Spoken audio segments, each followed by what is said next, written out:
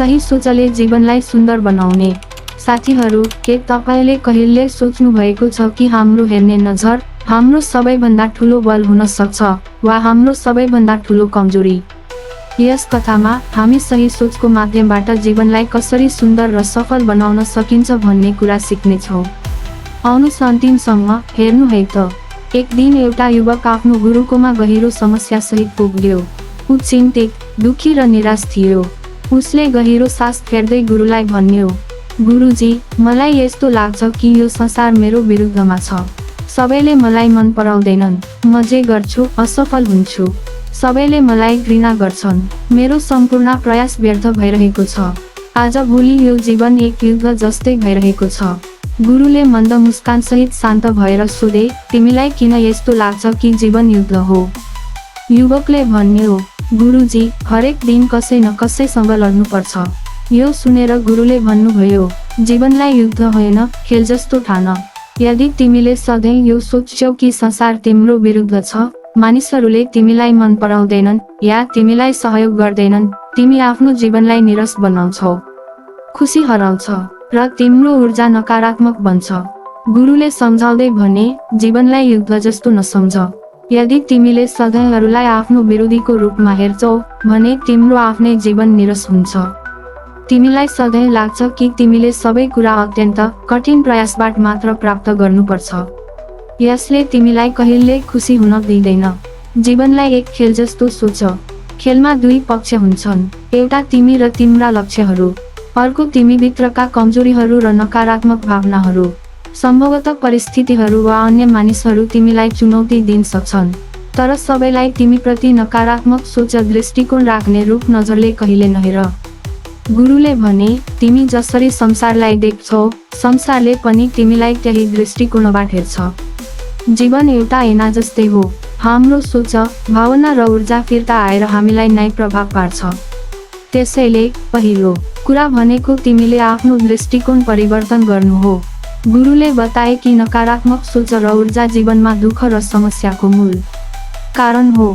हामीले हाम्रो अचेतन मनको शक्तिलाई बुझ्नुपर्छ। अचेतन मनमा भूतकालका अनुभव र भावनाहरू बस्छन्। ती भावनाहरूले हामीलाई नचाहिँदो डर र द्वन्द्वमा फसाउँछन्। गुरुले भने कि हाम्रो अचेतन मन बच्चा जस्तै हो। हामीले सानै उमेरमा पाएका अनुभवहरूले हामीभित्र विभिन्न प्रकारका गलत विश्वासहरू बनाएका हुन्छन्। जस्तै, म योग्य छैन, मानिसहरूले मलाई माया गर्दैनन् वा म सधैँ गलत हुन्छु। यस्ता विश्वासले हाम्रो सोच र निर्णय प्रक्रियालाई प्रभाव पार्छ। यसलाई दोष दिनुको सट्टा हामीले हाम्रो सोच सुधार्न र सकारात्मक ऊर्जा विकास गर्न ध्यान दिनुपर्छ। गुरुले भने, हामीले जे बोल्यो हाम्रो शब्द हाम्रो सोच त्यही बन्छ। यदि हामी सकारात्मक शब्दहरू बोल्छौँ भने हाम्रो सोच पनि सकारात्मक हुन्छ। नकारात्मक बोल्यो भने सोच नि नकारात्मक। मेरो प्यारो साथीहरू, तपाईहरूलाई कस्तो लाग्यो कमेन्ट गर्दै गर्नुहोला। मन पर्यो भने लाइक गर्नुहोला। साथै सब्स्क्राइब गर्नु भएको छैन भने नि सब्स्क्राइब गरिदिनु। साथै यो भिडियोलाई अन्तिमसम्म हेरेर साथ दिनुहोला। यसैगरी गुरुले बताए कि दिनभर प्रयोग गरिएका शब्दहरूले हाम्रो भोलिपल्टको सोचलाई प्रभाव पार्छ। त्यसैले राम्रो शब्द बोल्नु, बोल्दाखेरि सकारात्मक कुरा गर्नु र अरूको उन्नति चाहनु आवश्यक छ। गुरुले चेतावनी दिए, जब तिमी अरूको आलोचना गर्छौ वा नराम्रो सोच राख्छौ भने त्यो ऊर्जा तिमीभित्र नै फर्केर आउँछ। नोक्सानी तिम्रो नै हुनेछ। गुरुले भने, यदि तिमीलाई जीवनमा पैसा, शान्ति वा राम्रो सम्बन्ध चाहिन्छ भने तिमीले सोच्नुपर्छ कि सबै कुरा सम्भव छ। ईश्वर वा ब्रह्माण्डसँग प्रार्थना गर, म योग्य छु, म सफल हुनेछु। यो सोचले तिमीलाई आत्मविश्वास बनाउँछ। गुरुले एक महिलाको कथा सुनाए जसको ठुलो ऋण थियो। उनले सबैलाई दोष दिन्थिन्। गुरुले उनलाई सल्लाह दिए, आफ्नो मनलाई शान्त गर, आफ्नो लक्ष्यमा ध्यान दे। महिलाले सकारात्मक सोच राख्न थालिन् र नयाँ कामहरू खोजिन्। केही समयपछि उनले ऋण तिरेर सुखी जीवन बिताउन थालिन्। गुरुले भने, क्षमा भनेको धेरै शक्तिशाली शब्द हो। यदि तिमीले कसैलाई क्षमा गर्यौ भने तिमी आफै तिम्रो मनको टेन्सनबाट मुक्त गर्नु हो। उदाहरण स्वरूप, गुरुले एक महिलाको कथा सुनाए जसको श्रीमानले उनलाई छोडेर अर्को महिलासँग विवाह गरेका थिए। ती महिलालाई धेरै घृणा गर्थ्यो। गुरुले उनलाई भने, आफ्नो श्रीमान र उनको जीवनसंगीलाई आशीर्वाद दे। पहिले त महिलाले यसलाई पुरै अस्वीकार गरिन्, तर उनले एकान्तमा बसेर सोचिन्। यो बुझिन् कि प्रार्थना मार्फत उनले आफ्नो अचेतन मनलाई सम्हालिन्। उनीहरू त खुसी छन् भने म चाहिँ किन नहुने। यो कुराले उनलाई हल्का महसुस गरायो र ऊ फेरि भयो। उनको जीवनमा धेरै सकारात्मक परिवर्तन ल्यायो।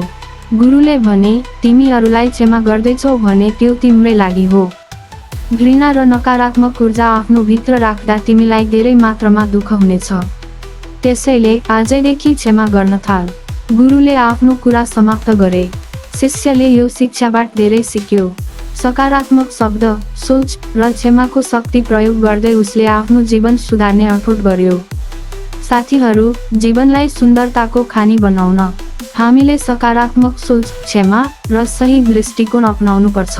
यस कथाले तपाईलाई प्रेरणा दिएको छ भने कृपया भिडियोलाई लाइक र च्यानललाई सब्स्क्राइब गरिदिनुहोस्। हस्त धन्यवाद।